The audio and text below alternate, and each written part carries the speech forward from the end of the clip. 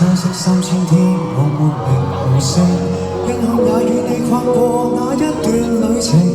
曾是日夜期待你施捨一點同情，我對你是故作做夢或太熱情。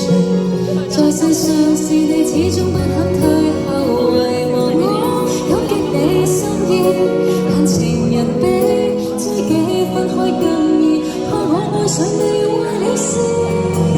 如了吧，如無意外，從今開始該好好戀愛，放下從前一段感情，才能追求將來，你就似沒存在。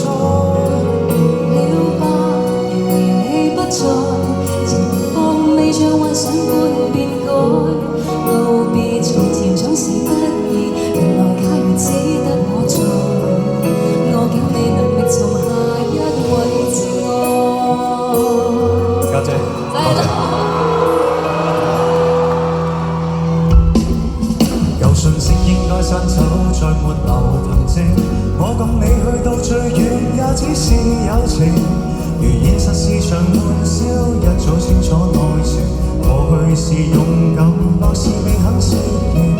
是我笨，大概必須先經錯誤，才能會分清我心意，共行成長，數不清的故事。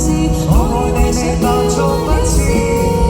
如了吧，如無意外，從今開始該好好戀愛，放下從前一段感情，才能追求將來，你就似沒存在。應該放開，沒有感覺，期望你能尋覓我，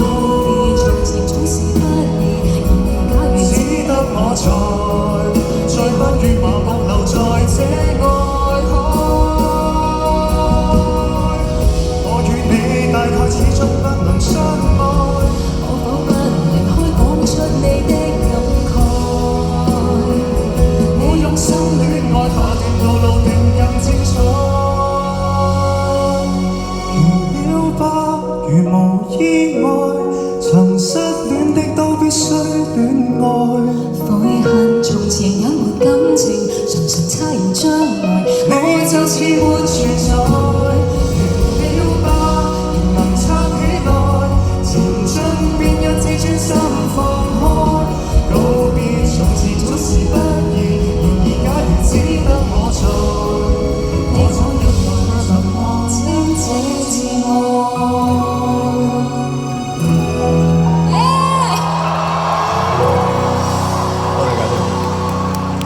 Hi， Thank 大家好，you，細佬。